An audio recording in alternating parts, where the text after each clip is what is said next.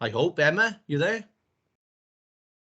Yes, I'm here. There we are. Right, okay. Yeah, I'm in the background. Well, as is customary, because you're a guest presenter, we'll let you go first and we'll return to the rest of the agenda later. So can I hand over to you then in terms of this presentation on climate change? Yeah, no worries. That's fine. Let me just share my screen a second.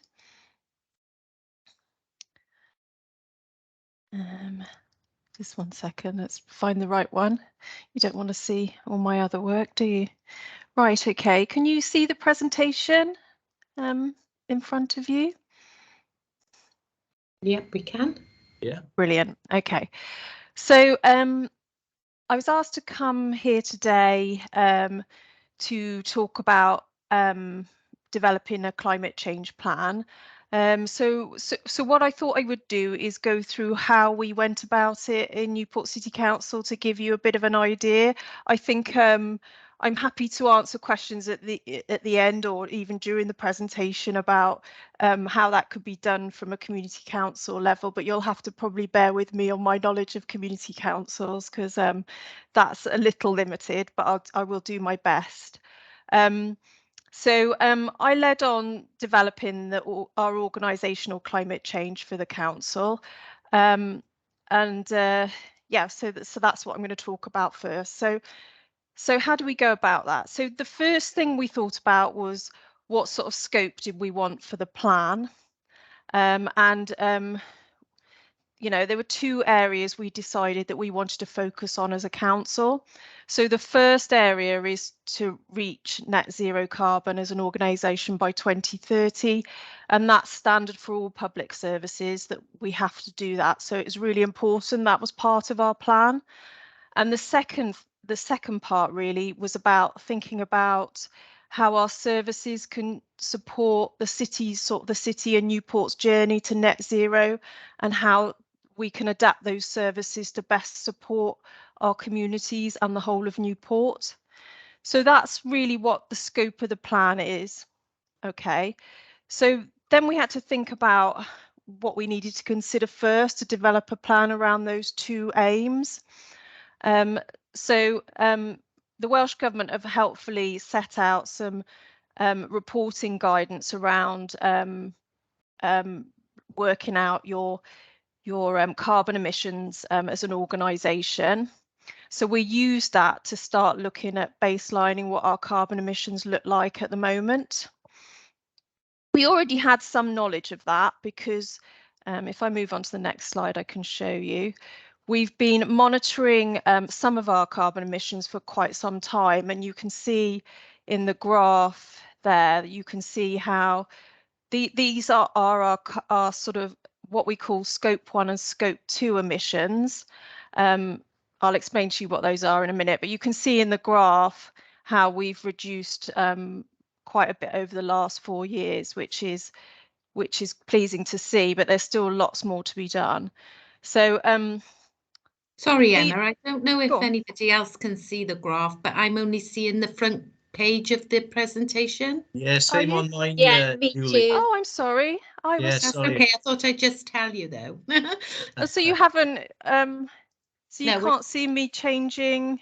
No, it's just the opening slide. Oh, that's funny. How have I done that? How have I managed that? Because it's changing on my screen. Let me have a look. I'll come out of sharing a minute and then I'll go back in, because that maybe it's the way I've shared it on my screen. I don't know. Ooh. Right, okay, we'll start again. Apologies for that, because you've missed some of the slides then. I'll whiz back through them again while I'm let's have a look. Let's try again. Yeah, that's better. Yeah. Right, so that's the first slide. So if I change, does that change it to a second slide? Yes, yeah. it does. It does. Okay, so yeah, apologies for that. So here's the things I discussed about the aim, and then the next slide shows you the reporting guidance I talked about. So there's a link there to the reporting guidance. I can share this presentation afterwards, so you can have all the links from it as well, so you've got that information. So here's the graph that I just talked about. So this graph shows us as a council our scope 1 and scope 2 emissions. So our scope 1 emissions, they arise from our direct emissions. So they're from sources owned and controlled by the council, including emissions from our plant and vehicles, fleet and fuel. Okay, so our scope 2 emissions, which are also included in these totals, is sort of emissions from our purchased electricity and heating.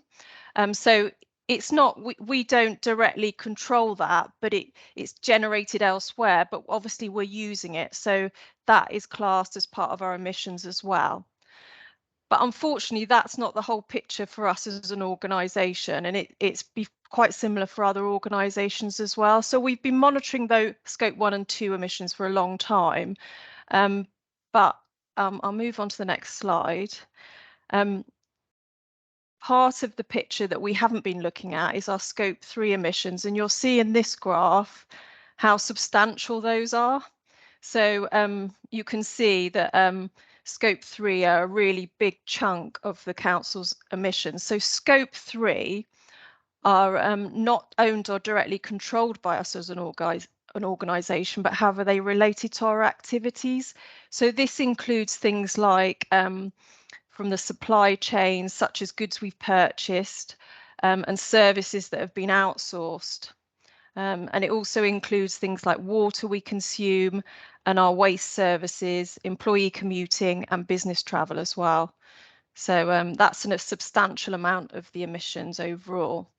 And then in the next slide, you can see when we've done our baselining, this, and I'm not sure how clear this is to you because it's quite small, but you can see how it splits up into the different sections. So a big chunk of our emissions are from purchased goods and services, as you can see. So that just gives you a view of how our emissions are split up. And also we've got a little bit of carbon capture from our land assets, but it's quite minimal. Okay, so moving on to the next slide. So once we knew what our emissions are overall, we need to think about how are we gonna decide on the areas of focus going forward.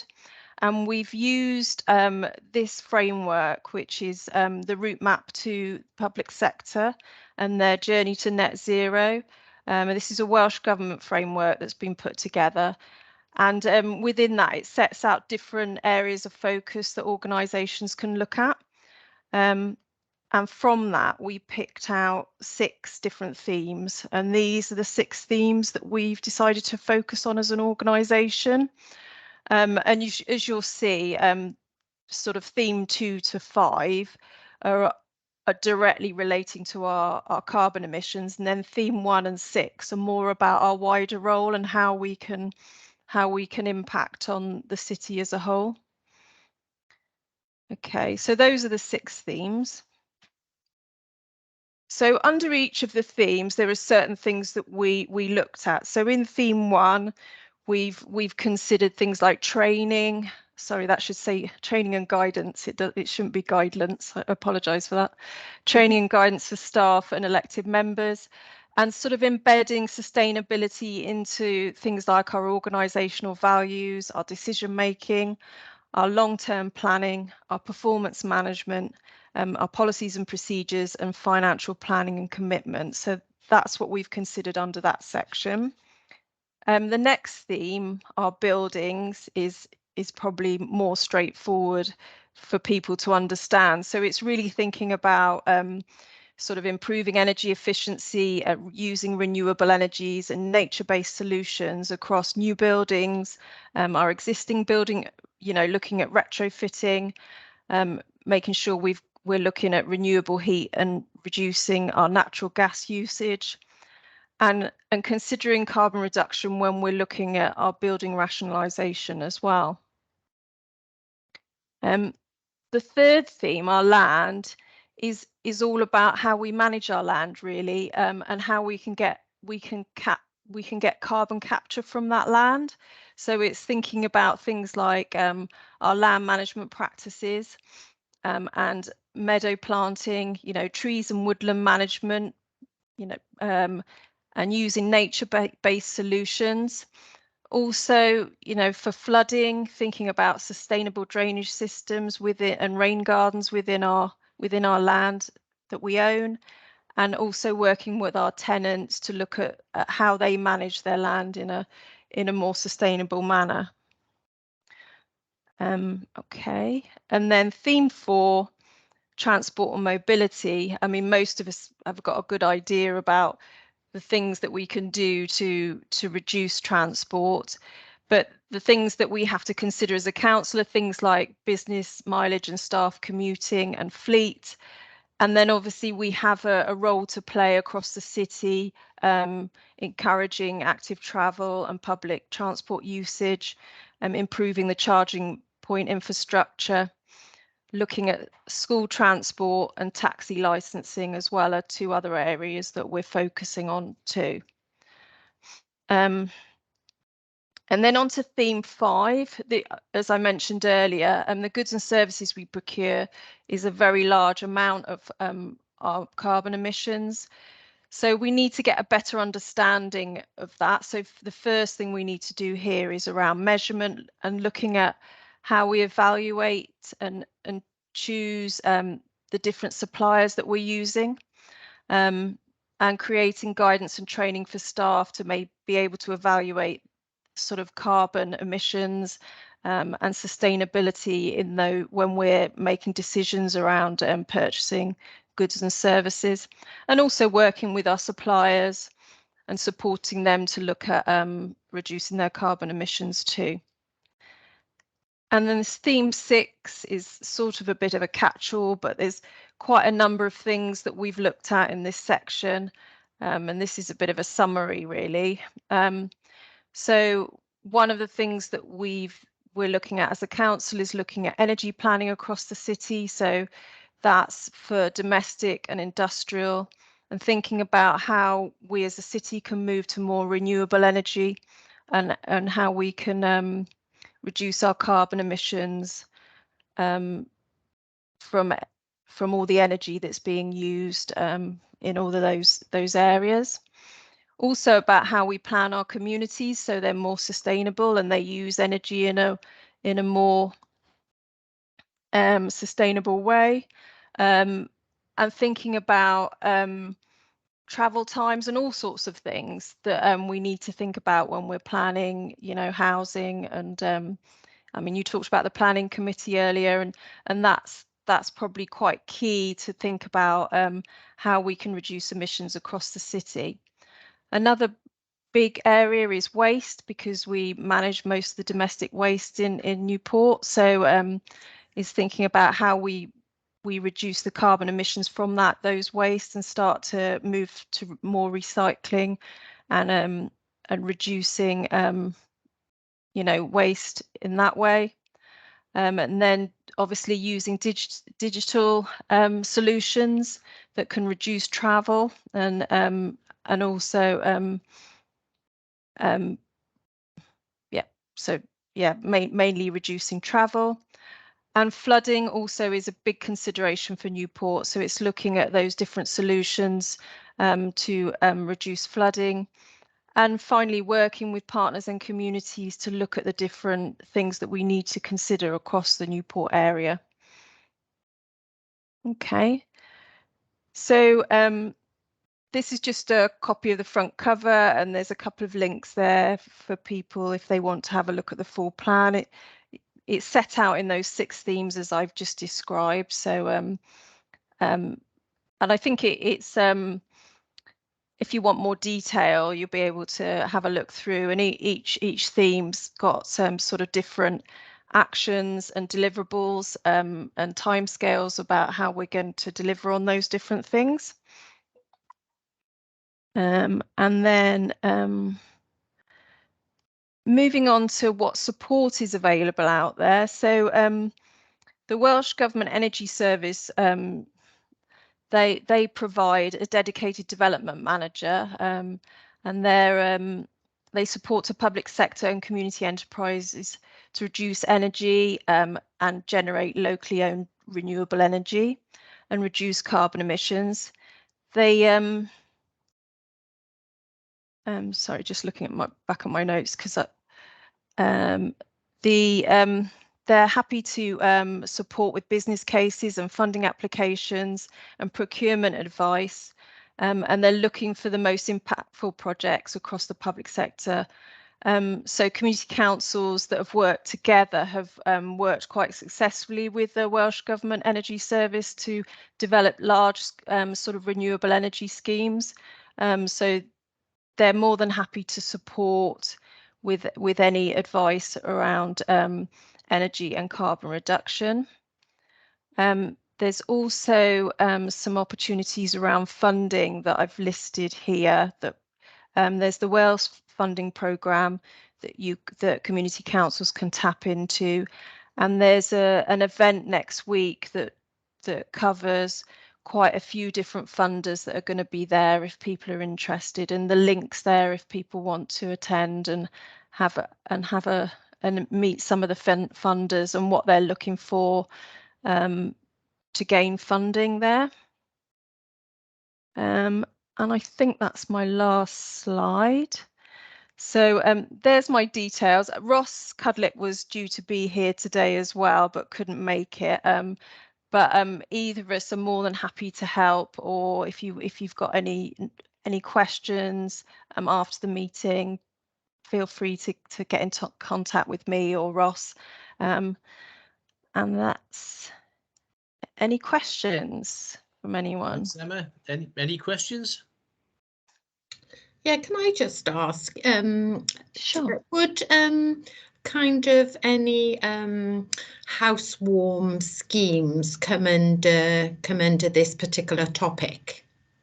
What do you mean by housewarm schemes? Well, we Sorry. understand that maybe the UK government has given kind of or it's coming from government grants for people to make their homes to improve their carbon footprint, make their homes more more energy efficient then. And certainly in some particular areas, I know of people that have already had their houses improved, especially if they're older properties.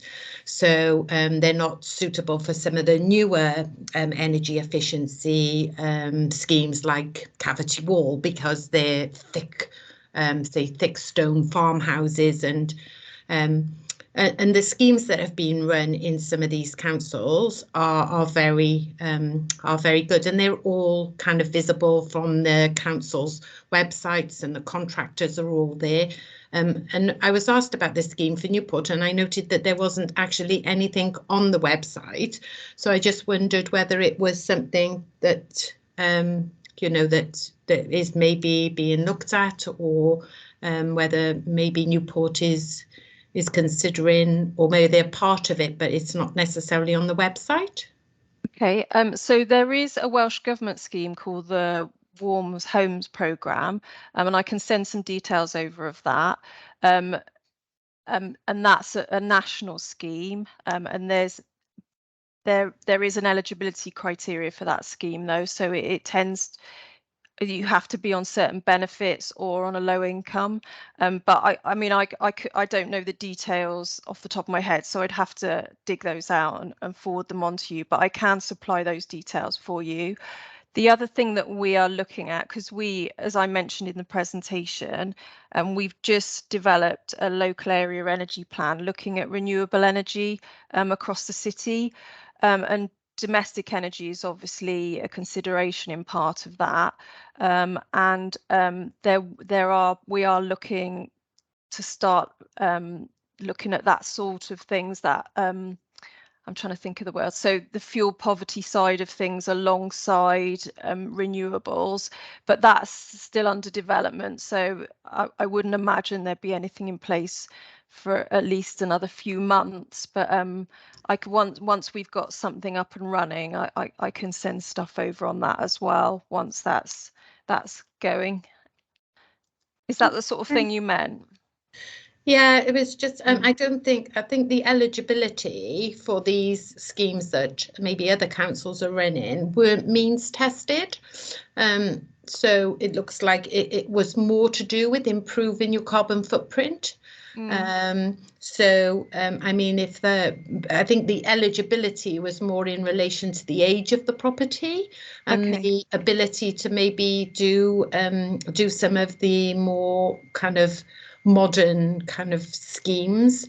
Whereas, you know, in properties where that doesn't work, there's this programme, but yeah. I mean, there are other schemes coming up, and I know there's funding streams that are becoming available as time goes on. So I'll definitely dig out everything that I can find currently. But I know there are things that are coming. I know that the Cardiff Capital Region are looking at bringing in a scheme for the whole of the Cardiff Capital Region, but I don't know the details of that. So I'll have a look into that, and then I can send that over to you as well.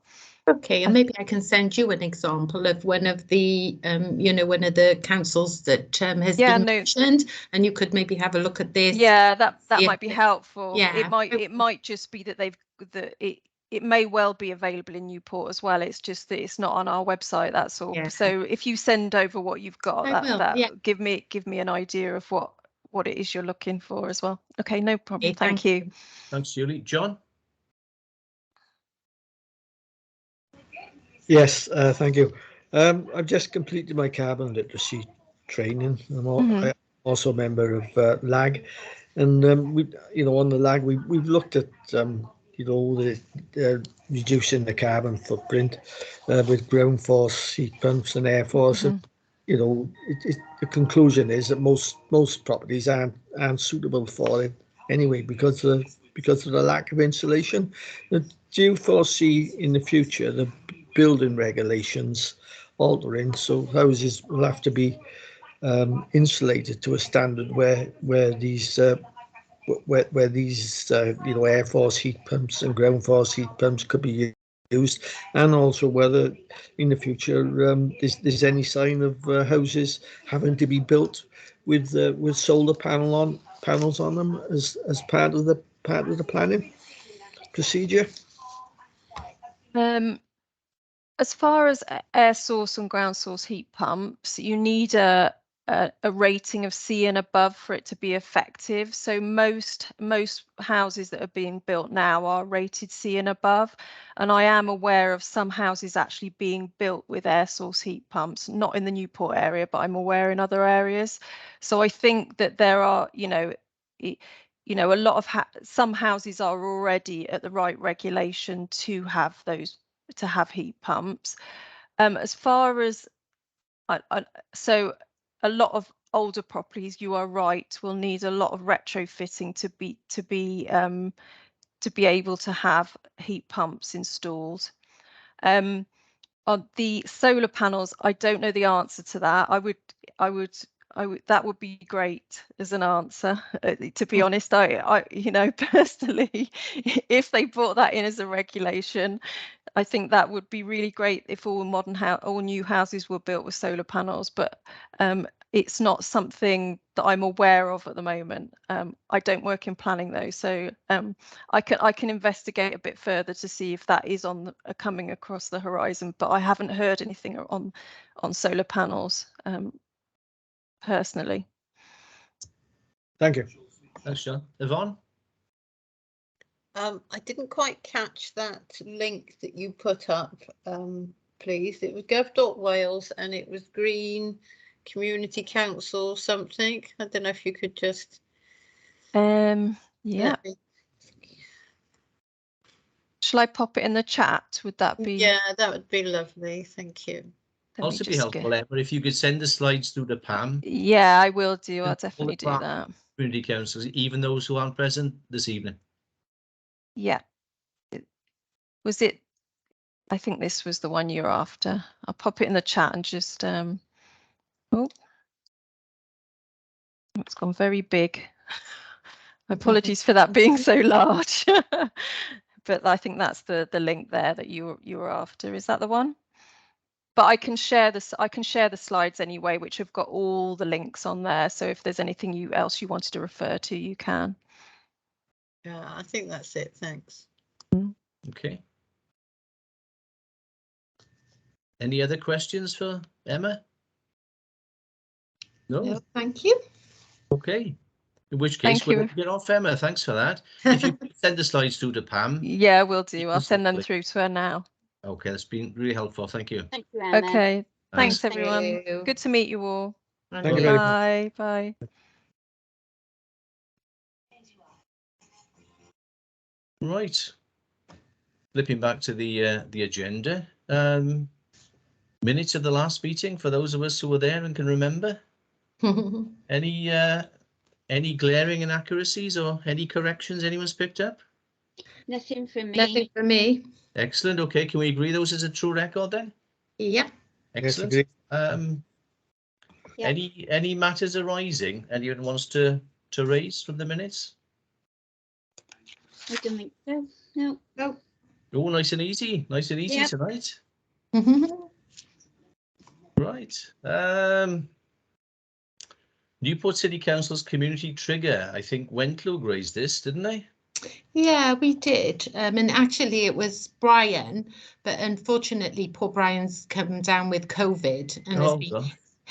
and has been hit very hard. Actually, he's very poorly.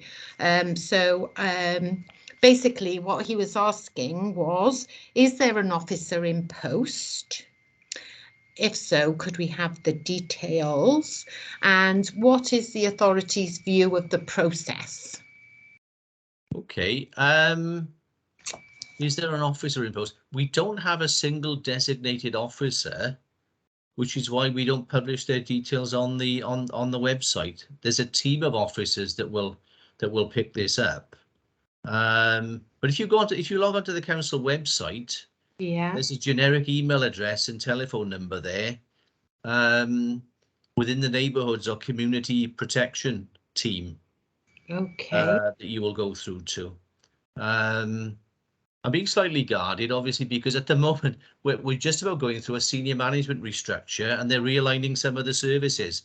So some of these teams and some of the services may be about to move between service areas. So things are a little bit up in the air.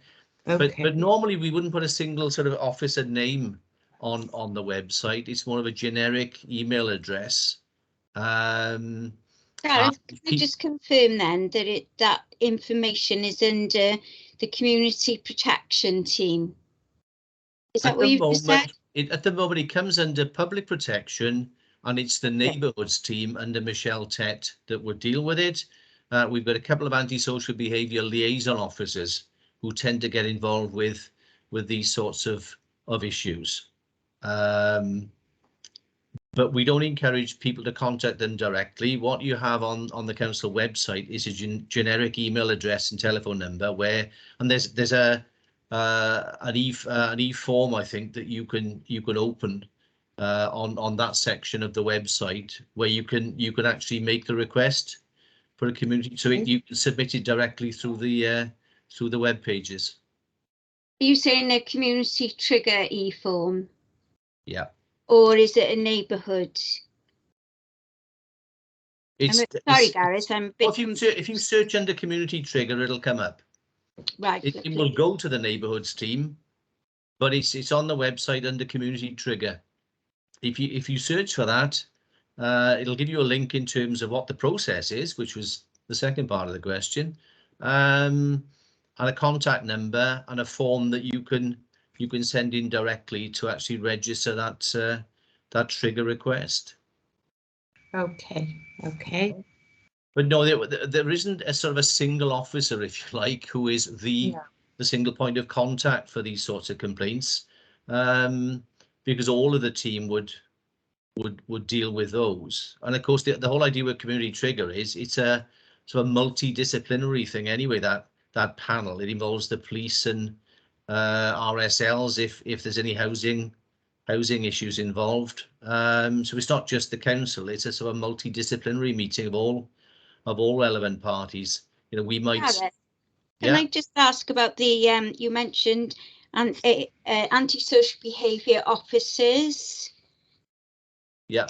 So could you just give a brief outline of their role? Right. I mean, who are they? Within the community safety team, obviously we've got the community safety wardens, that actually patrol and will take action in terms of being out there in the community. And as part of that team, there's also some environmental health officers that will deal with things like noise nuisance, statutory noise nuisance.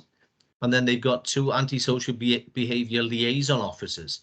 Now they're the main points of contact for these sort of triggers, because they, as the title suggests, they liaise with the police and the other agencies.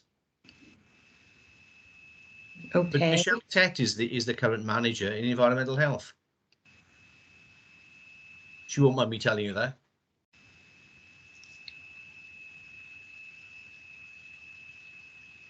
So I'm just thinking from Brian's perspective, where kind of a personal protection would come in. So would that be kind of under the ASBO?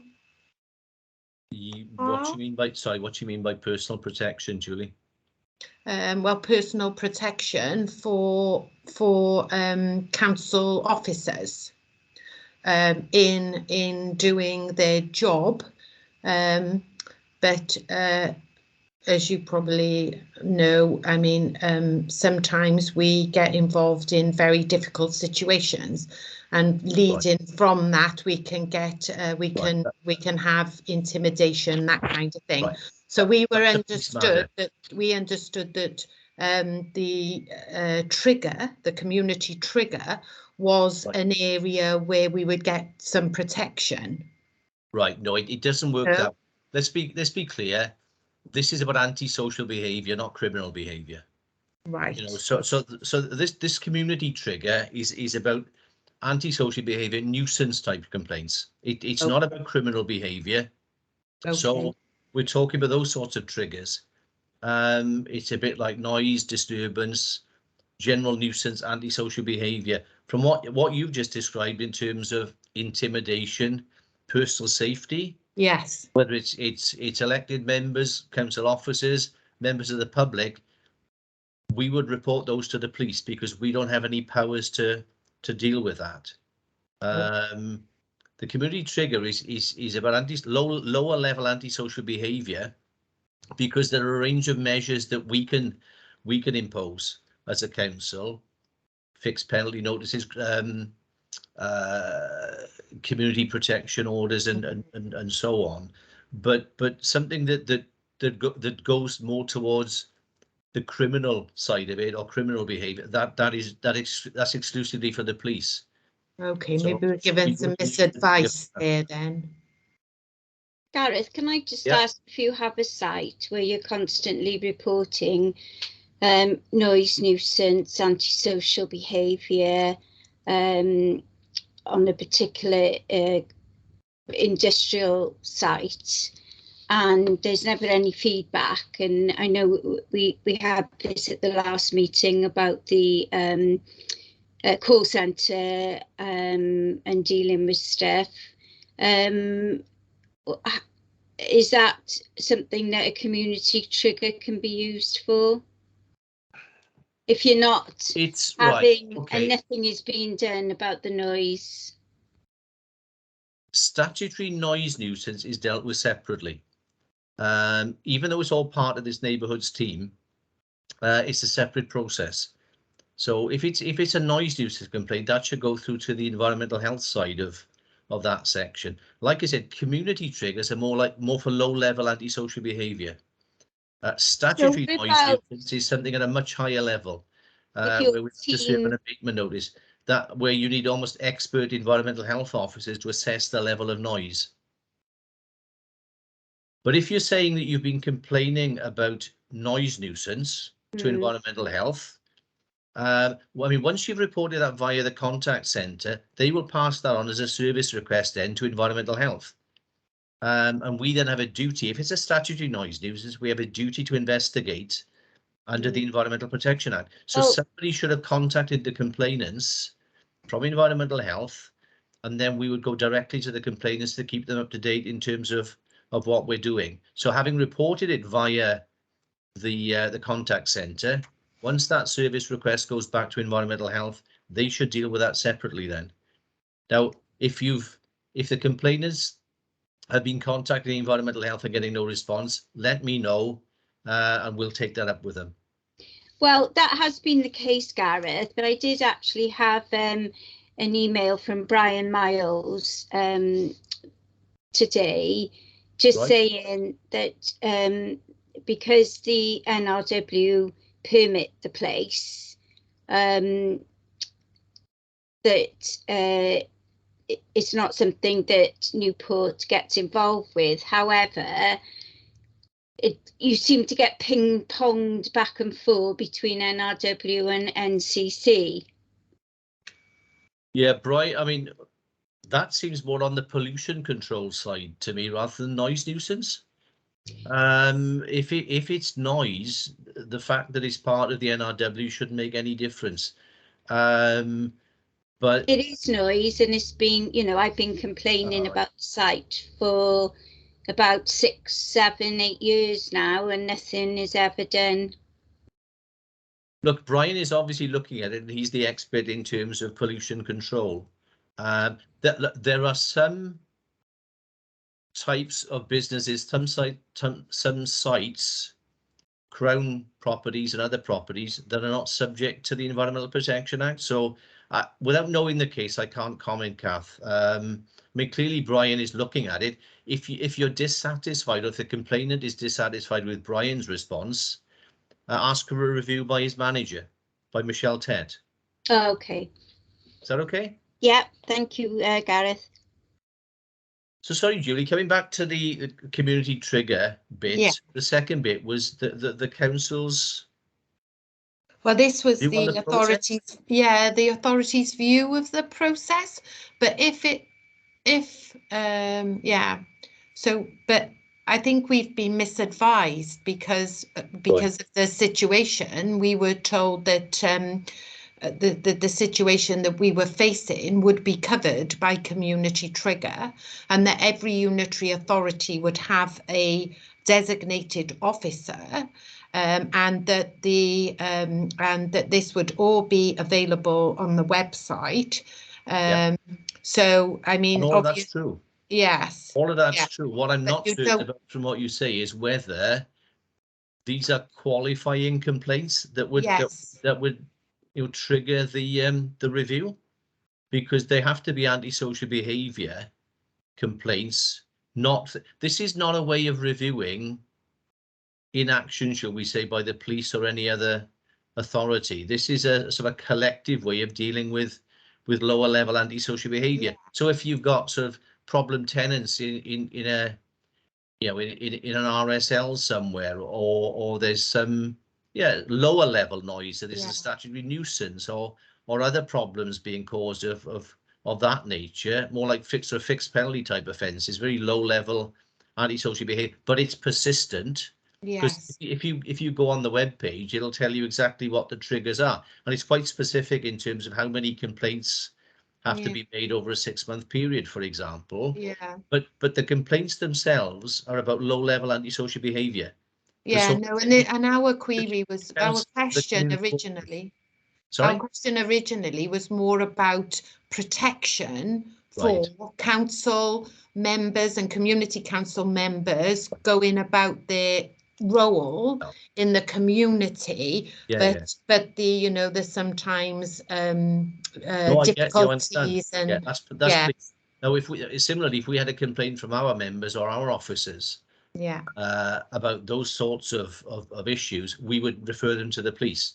It's not a community trigger, because all the other agencies that get involved in those panel meetings, the community safety wardens, health, police, they don't have the sort of powers to deal with that issue. That's a criminal matter.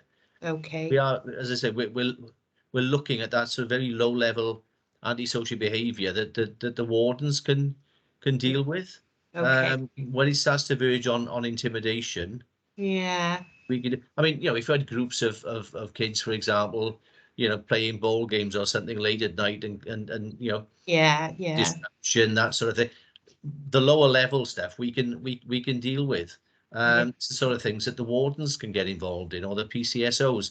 But when you're talking about intimidation or personal safety, that's a police matter. Yeah, and almost persecution actually. So definitely criminal matters. So absolutely, for the police, and we've seen it with our members. You know, if threats even of it, you know, even if they're not actual incidents, you know, just threatening behaviour of itself is criminal. So all I can suggest is that the Brian or whoever they report those matters to the police. Yes. And if they don't get the necessary response, it's not the trigger that they need to activate. They need to refer to the police complaints procedure in terms of that response. Is that okay? Yeah, that's great. Yeah, thank you very much. Yeah, no, if Brian's got any problem when he's better, hopefully recovered from COVID, tell him to get in touch with us and we can point him in the right direction. Okay, will do. Kath? Yes, thanks, Gareth. You said then about in what sense you use a community trigger? You said you wouldn't use it under circumstances of inaction. No, what I said is, no. It's very much a last resort, absolutely, and it's a way of if you're dissatisfied with the way things have been dealt with, and you've made X number of complaints over a 6-month period, you can request that. But they've got to be the types of complaint that relate to that type of antisocial behaviour.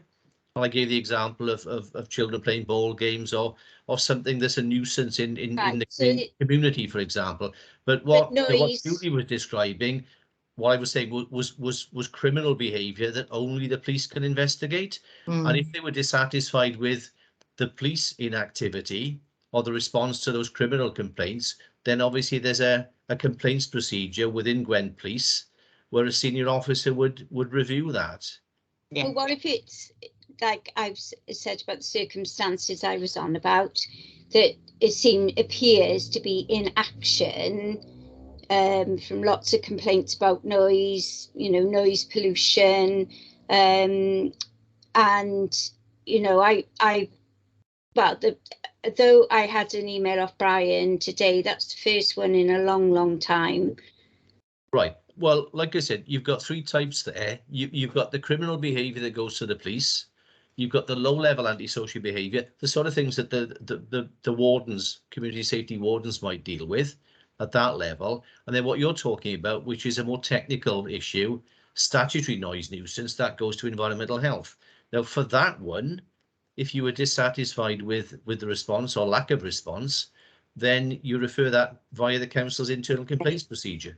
Right. And a more senior manager, in this case Michelle Tett, would review Brian's response or lack of it, and she would deal with that as a corporate complaint.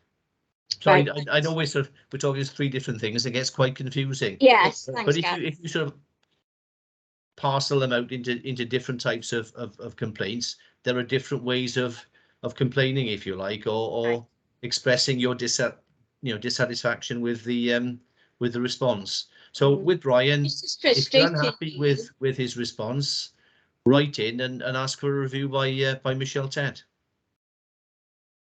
Thanks, Gareth. Is that okay? Yeah. Have we concluded that item now, or is anyone else? That's great for me. Thank you. I'll take that as okay there. So item 6, training for new councillors post-election. Not sure who was this from, Pam? I think this is from Wendluga as well. Oh, right. Oh, well, that might be Brian again. Yeah, that might have been from Brian then. So I guess the question is, has Newport got anything in its planning? I know you've been kind enough to include community councils in some of your training after the last election. So we certainly joined your code of conduct training. So I guess it's along those lines. Yeah, I guessed as much. Yeah, we've got a very sort of intensive package of training, as you can imagine, for our new councillors. Sort of for the first sort of 3-4 weeks following the 5th of May, including code of conduct training.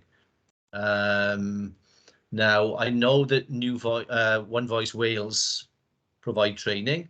I was at an All Wales of Standards Committee meeting where the representative was there from One Voice Wales, and he was saying that they can provide it where councils subscribe to their services. But Newport Standards Committee are quite keen for us to roll out training for community councils if there's an interest. So we're working on a training module now for our councillors that could be adapted for local community councils. So yeah, we're quite happy again to roll that out. It'll probably be sometime after, probably into June, July, before we're in a position to do that, because obviously we've got to train up the city council members first, unfortunately. But we'll have a look at I mean, rather than invite community councillors to the sessions we put on for city councillors, because what I found in the past is that can be a bit confusing, because we like to tailor the training to the types of functions that your councils are discharging. So I think it's easier if we split it up. So we do the city council training first, and then we can roll it out to the community councils later if there's interest in us doing that. And again, whether we do it individually or collectively, Pam can be in touch with the clerks after May, and we'll find out how many members would like the new training or refresher training, and we can work it out from that. But we're happy to offer it. Yeah, that'd be really, really helpful, because I know that One Voice Wales do offer, say, code of conduct, but with the new councillors, we will have quite a heavy training requirement, and obviously we have to pay for the One Voice Wales courses. So if we can do some training through you, and then do some training on our budget through the through One Voice Wales, that would be perfect. Yeah, we're quite happy to. I mean, I did a session with Bishton not so long ago, as John knows, just a refresher in terms of the code, so we can keep it so fairly simple, and we can sort out the mechanics in terms of what people prefer. I mean, we were having the debate before the meeting started about whether remote meetings or face-to-face meetings are the right way forward. With code of conduct training, we're going to offer workshop sessions for our councillors, because coming back to Yvonne's point earlier, that they find, I think, that sort of interaction, when they're learning things like code of conduct, that's better. Yeah. So we're going to try and get workshop sessions for that. But with community councils, we could do it either way. Like I've done a remote presentation for Bishton. We could do something similar for community councils, and that way maybe more could attend. Because obviously, if we're in the council chamber or committee room 1, there's we're limited as a number of people that we can accommodate there. So yeah, quite happy to look at that. There's actually an online e-learning module that I think the WLGA are developing that we'll offer to our members. We haven't seen the final version of that yet, so I'm not sure how effective it is. But rather than just let members go online and do this remote learning, this e-learning themselves individually, what we intend doing is having a collective workshop session, if you like, in the council chamber, because we think that works better in terms of sort of fostering that sort of understanding. So yeah, happy to arrange something along those lines for community councils. I mean, the one good thing is, because we were expecting changes to the code of conduct, but as John knows from his discussions at Standards Committee, it doesn't look like Welsh Government are going to change anything now between now and May. Oh, okay. So we'll update the training obviously from what's happened in the last sort of few years, but no major changes in the code of conduct between now and the 5th of May by the looks of it. Oh, good. Well, I say good. Actually, the Welsh Government commissioned a report from Richard Penn about the whole ethical standards framework, and he recommended that because the code goes back to about 2006, I think the last one, it should be updated. Right. There were lots of things there that needed to be updated and strengthened, and everyone agreed that was a good idea, and we thought Welsh Government was going to do that before the 5th of May, but there doesn't seem to be much appetite for doing it. But there we are. It makes the training easier. Yeah. You just rehash the old stuff, but there we are. Okay. Good. Right? Can I just say, I think any training that is available to the community councils has got to be a good thing, because we're trying to encourage as many councillors as possible to take up training. Obviously, it's becoming, there's going to be part and parcel of being a counsellor. It's very difficult to get people to do the training. Well, the city council is mandatory, you know, and there was talk about strengthening the declaration of acceptance of office. So for all councillors, communities and city councillors to actually include an undertaking to carry out training. Again, it doesn't look like that will be in place by May, but yeah, city council has got a policy that the training is mandatory.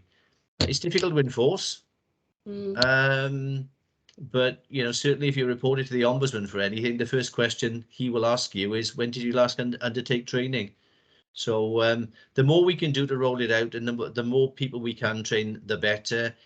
Standards Committee are keen to train as many community councillors as we possibly can. So it's an open invitation that anyone who's interested we're quite happy to put on those training sessions.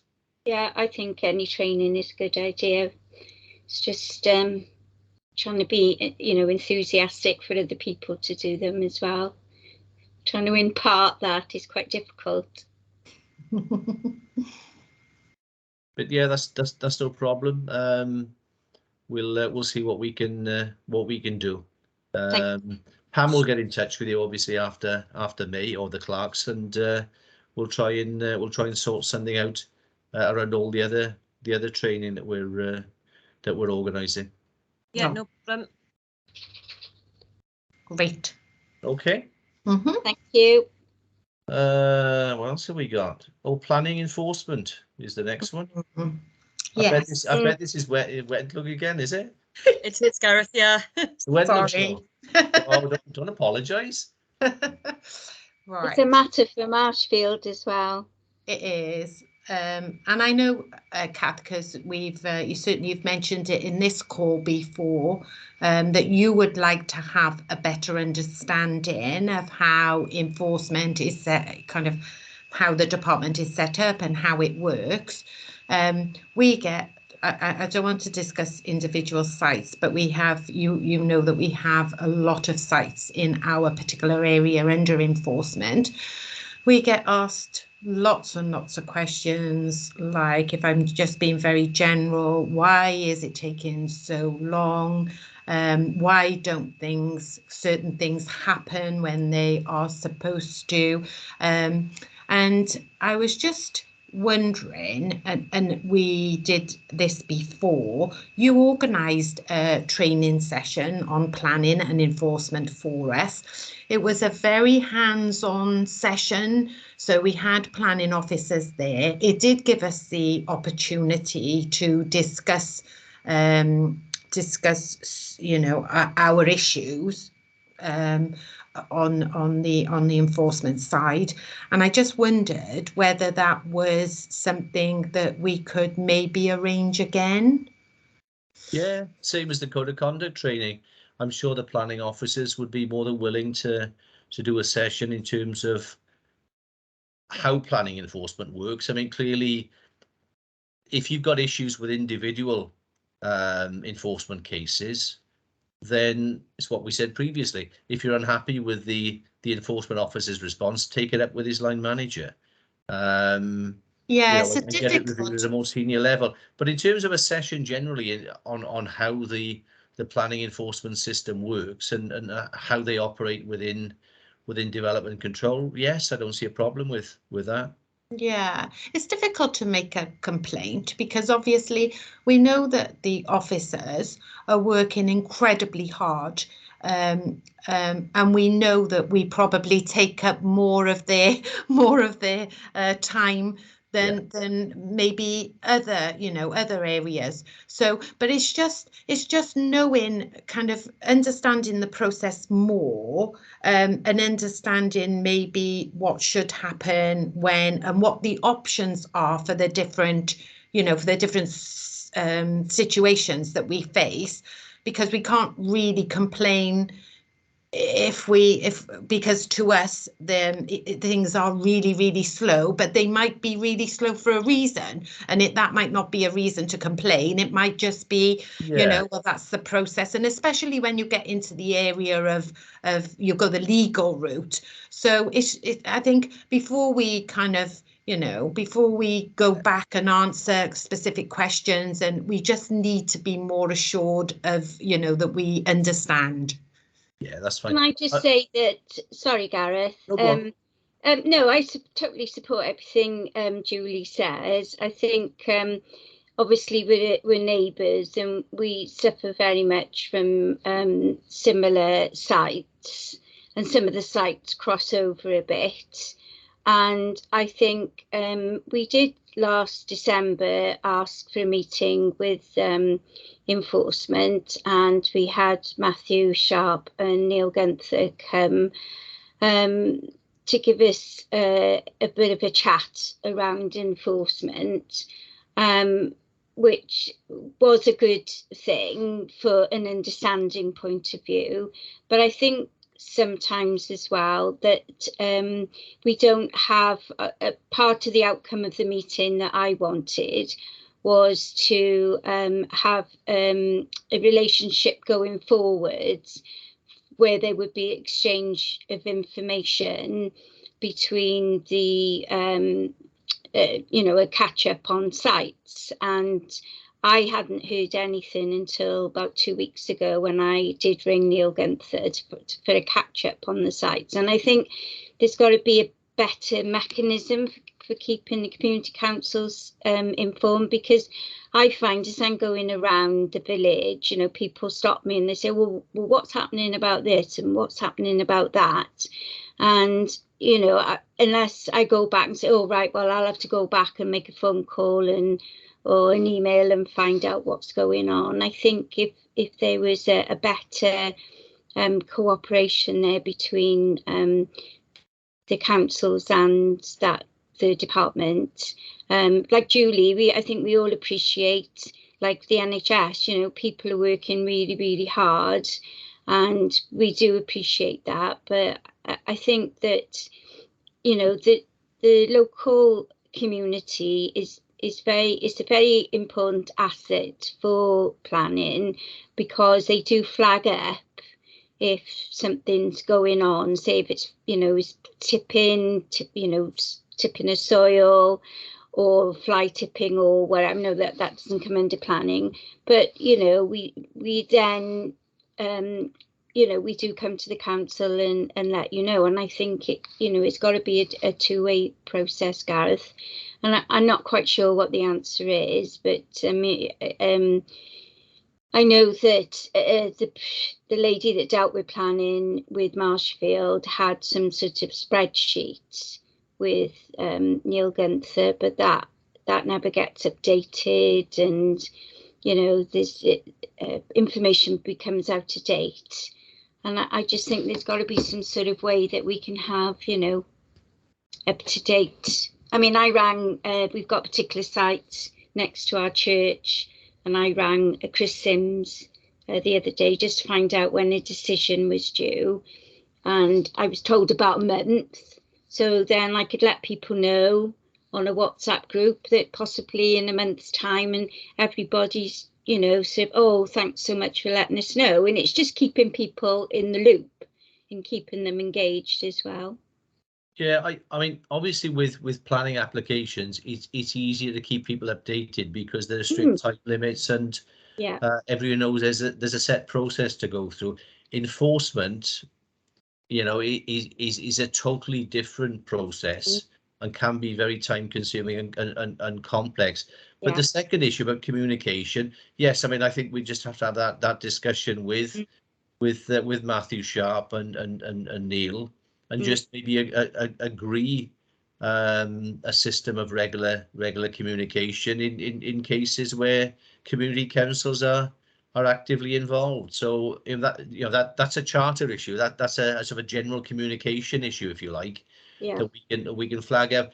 But I think raising awareness about how the planning enforcement system works, I think would be helpful, because, like I said, it's not like your planning application where once it's in, there's a trigger, and there are key dates that have to, so you know the likely timescales and so on. What could Planning you enforcement is notoriously difficult, and there are so many complexities in terms of what you have to go through, in terms of whether you can take enforcement action and what type of enforcement action. So I do think maybe a general session, if there was any appetite for it, we could bring it to one of these meetings.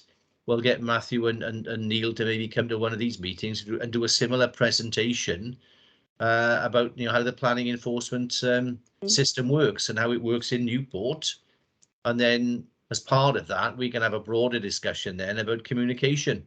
Yeah, I think as well that the especially in the Marshfield ward, because we do have regular meetings with the 4 councils, the chairmans and that get together just like on an informal basis just to discuss common issues.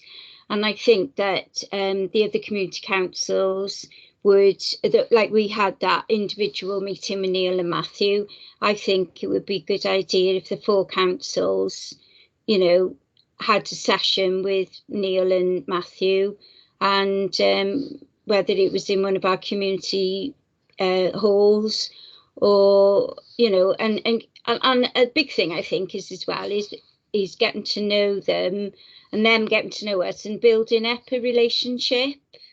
Whereas I feel because we don't communicate, we haven't really got any relationship. Yeah, no, I understand that, and obviously building personal relationships is one thing, but regardless of who's in post, who's making the request, we should have agreed standards of communication, so we can flag those up. But rather than just have a separate meeting just for your four councils, what I would suggest is we could ask them to come back to one of these future meetings, so that all the community councils could have a broader understanding or better understanding of the planning enforcement process. And then if you've got particular issues about communication in your areas, I mean, obviously we can't and won't go into individual cases because that would be inappropriate, and is not what this meeting is for. But I think a general presentation maybe on all things planning enforcement wouldn't go amiss. So if you're happy with that, Pam could log that as an action for us, and for a future meeting, we'll try and arrange for them to do a session on planning enforcement, if that would be useful. I think that would be really good, but I also recommend an in-person. That's what I meant about, say, the 4 councils getting together and having sort of an in-person meeting, because you build up a relationship then. I think you better get to know people better. I mean, Zoom is great and very convenient, but I certainly would welcome if Julie and Brian were up for it, and the other councils, definitely another meetup with Neil and Matthew in person. And yeah, I think you need the 2 things really. Okay. So we need the bigger picture. So we need that planning enforcement presentation, so we can get to know more about the process. The actual then building relations with the officers. I mean, we have a fantastic relationship. We've built that over many years, and as you say, it's definitely a 2-way flow. So we feed as much information in as we get out, because we basically support each other in that way, and that's really important. So you need to have a way of communicating that information and having that regular flow, but as well to have that planning enforcement training session would be really good. Yeah. Let's do it as Julie says. Then we'll have a broader session in terms of planning enforcement training. We'll be doing a session anyway as part of the member induction training, so I'm sure they'll be refreshing their presentation anyway. So we'll when the dust is settled on that one a bit, we'll ask them to come to a future meeting of the liaison group and do a broader presentation. But then following on from that, we'll obviously put you in touch with Matthew and Neil, and maybe they can arrange then a face-to-face meeting with either you know, the community councils individually or as a group. Yeah. And then I you think could it would talk, save their time, you know, if we did it as yeah, a group. yeah, whichever they prefer then in terms of that that But I just communication. find the spreadsheet is not fit for purpose, really. Well, I'm not sure what spreadsheet you're referring to. That's Well, probably it's something that the previous planning lady and Neil used to hit back and forth, but it's yeah, just, look, that's internal. That's probably just for Yeah. internal consumption. That's just a a workflow issue in terms of keeping up to date with their various cases. It's probably not meant as a means of communicating information. So no, I think you need that face-to-face meeting with them collectively if that saves time. But we'll arrange that later. I think we need to set the context first in terms of the planning enforcement sort of framework. And when everyone understands that, then you can have the more practical meeting then about how you communicate on these issues. So if you're happy with that, we'll take that back as an action for Pam and myself, and we'll arrange the first meeting. And then once we've had that, you can have a follow-up meeting then with Matthew and Neil about the practicalities. Is that okay? Thanks, Gareth. Yeah. Excellent. Okay. I think that's the end of the Wentlug. Sorry. Yes, no, I don't have an agenda without you. You and Mike, Julie. Was there any other business anyone wants to raise before we close? No, I haven't got anything. I think I've said it all. Couldn't possibly comment, Kath. No, doesn't look like there's any burning issues. So in that case, I'll draw the meeting to a close and thank you for attending. And those who are standing for election again, we might see you in June. Yes. Thanks very much, Gareth. Thanks everyone. Have a good evening. Thank you. Thank you. Bye-bye. Thank you.